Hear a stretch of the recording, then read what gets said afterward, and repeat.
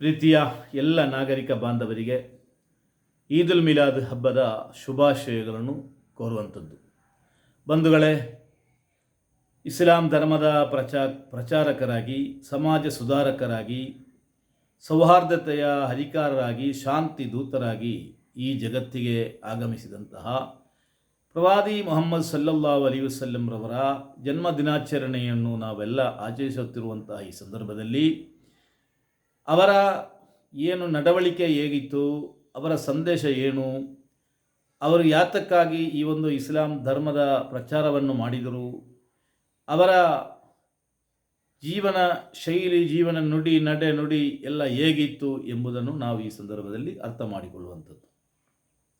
ಬಂಧುಗಳೇ, ಈ ಒಂದು ಜನ್ಮ ದಿನಾಚರಣೆಯ ಸಂದರ್ಭದಲ್ಲಿ ಮುಸಲ್ಮಾನ್ ಬಾಂಧವರು ಬರೀ ಒಂದು ದಿವಸ ಮಾತ್ರ ಅಲ್ಲ, ಇಡೀ ಒಂದು ತಿಂಗಳು ಆ ಪ್ರವಾದಿಯವರ ಜೀವನ ಸಂದೇಶವನ್ನು, ಅವರ ಹೇಳಿಕೆಗಳನ್ನು, ಅವರ ವಚನಗಳನ್ನು, ಅವರು ಇಲ್ಲಿ ನಮಗೆ ತೋರಿಸಿಕೊಂಡಂತಹ ಮಾದರಿ ನಡೆಗಳನ್ನು, ಕುರ್ಆನ್ ವಚನಗಳನ್ನು ಎಲ್ಲ ಜನರಿಗೆ ತಿಳಿಸುವಂಥದ್ದು. ಇದೇ ಒಂದು ಈದ್ ಮಿಲಾದ್ ಹಬ್ಬದ ಒಂದು ಉದ್ದೇಶ ಅದೇ ಆಗಿರುತ್ತದೆ. ಈ ಒಂದು ಜನ್ಮ ದಿನಾಚರಣೆಯು ನಮ್ಮನ್ನು ಮತ್ತೊಂದು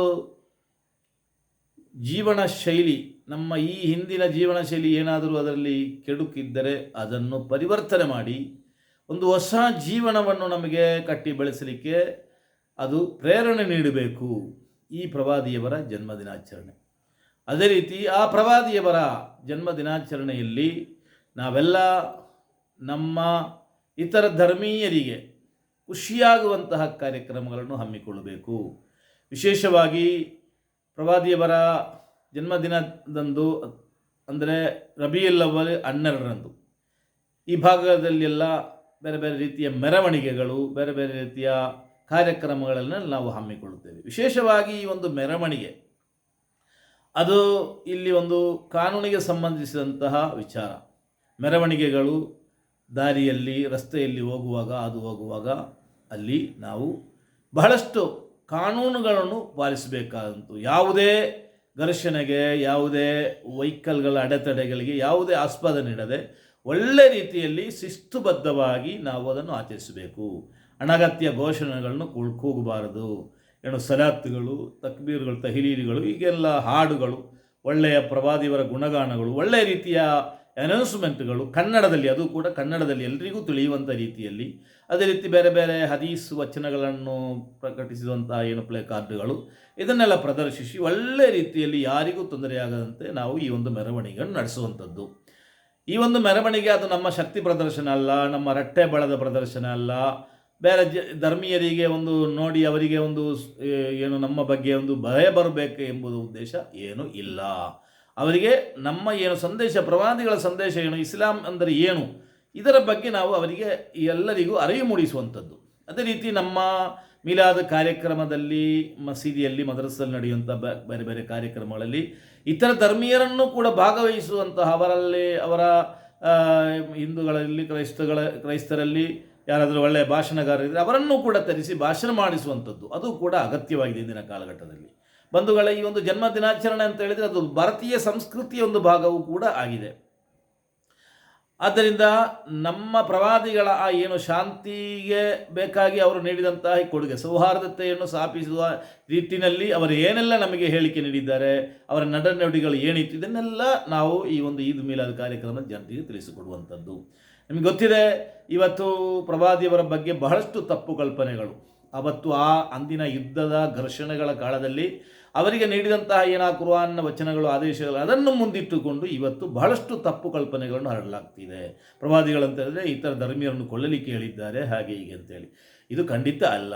ನೀವು ನೋಡಿ, ಪ್ರವಾದಿಗಳ ಒಂದು ಅಂಗಿ, ಒಂದು ಬೆಲೆ ಬಾಳುವಂಥ ಅಂಗಿ ಅವರ ಮರಣದ ಸಮಯದಲ್ಲಿ ಒಬ್ಬ ಯಹೂದಿಯರ ಬಳಿ ಅಡವಲ್ಲಿ ಇಡಲಾಗಿತ್ತು ಎಂಬುದನ್ನು ನಾವು ಅವರಲ್ಲಿ ಇತಿಹಾಸದಲ್ಲಿ ಓದಿಕೊಳ್ಳುತ್ತೇವೆ. ಅದೇ ರೀತಿ ಒಬ್ಬ ಯಹೂದಿಯವರ ಒಂದು ಪಾರ್ಥಿವ ಶರೀರಕ್ಕೆ ಬರುವಾಗ ಅವರು ಎದ್ದು ನಿಂತು ಗೌರವ ಸೂಚಿಸಿದರು ಅಂತ ನಮಗೆ ಕಾಣಲಿಕ್ಕೆ ಸಿಗ್ತದೆ. ಬಂಧುಗಳೇ, ಆದ್ದರಿಂದ ನಾವು ಯಾವತ್ತೂ ಕೂಡ ಪ್ರವಾದಿಗಳು ಶಾಂತಿಗೆ ವಿರುದ್ಧವಾಗಿ ನಡೆದುಕೊಂಡಿಲ್ಲ. ಇಲ್ಲಿ ಶಾಂತಿಯನ್ನು ಸ್ಥಾಪಿಸಿದಂತಹ ಶಾಂತಿಯ ಪ್ರತಿಪಾದಕರವರು.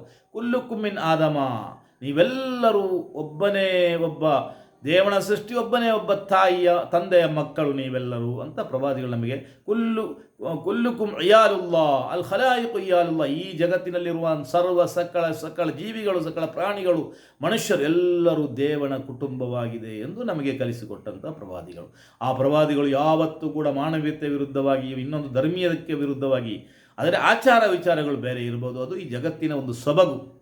ಬೇರೆ ಬೇರೆ ನೋಡಿ ನೀವು ನಕ್ಷತ್ರ, ಎಷ್ಟು ನಕ್ಷತ್ರ, ಕೋಟಿ ನಕ್ಷತ್ರ ನಮಗೆ ಕಾಣಲಿಕ್ಕೆ ಸಿಗ್ತದೆ.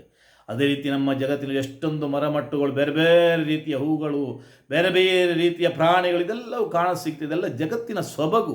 ಅದನ್ನು ನಾವು ಅರ್ಥ ಮಾಡಿಕೊಳ್ಬೇಕು. ಒಂದೇ ವಿಚಾರದಲ್ಲಿ ಒಂದೇ ವಿಚಾರ, ಜನರಿಗೆಲ್ಲ ಒಂದೇ ವಿಚಾರಗಳು, ಅದು ಆಗುವುದಿಲ್ಲ, ನಡೆಯುವುದಿಲ್ಲ. ಬೇರೆ ಬೇರೆ ವಿಚಾರಗಳು ಇರ್ತವೆ, ಬೇರೆ ಬೇರೆ ಸಿದ್ಧಾಂತಗಳಿರ್ತವೆ. ಅದನ್ನೆಲ್ಲ ನಾವು ಒಟ್ಟಿಗೆ ಸೇರಿಸಿಕೊಂಡು ಒಳ್ಳೆ ರೀತಿಯಲ್ಲಿ, ಮಾನವೀಯತೆಗೆ ವಿರುದ್ಧವಲ್ಲದ ರೀತಿಯಲ್ಲಿ, ಸೌಹಾರ್ದತೆಯ ಕೆಡದ ರೀತಿಯಲ್ಲಿ ನಾವೆಲ್ಲ ನಡೆದುಕೊಂಡು ಉತ್ತಮ ರೀತಿಯಲ್ಲಿ ನಾವು ಬದುಕಿ ಬಾಳಿದರೆ ಅದೇ ನಾವು ಆ ಪ್ರವಾದಿಯವರಿಗೆ ನೀಡುವಂಥ ದೊಡ್ಡ ಕೊಡುಗೆ.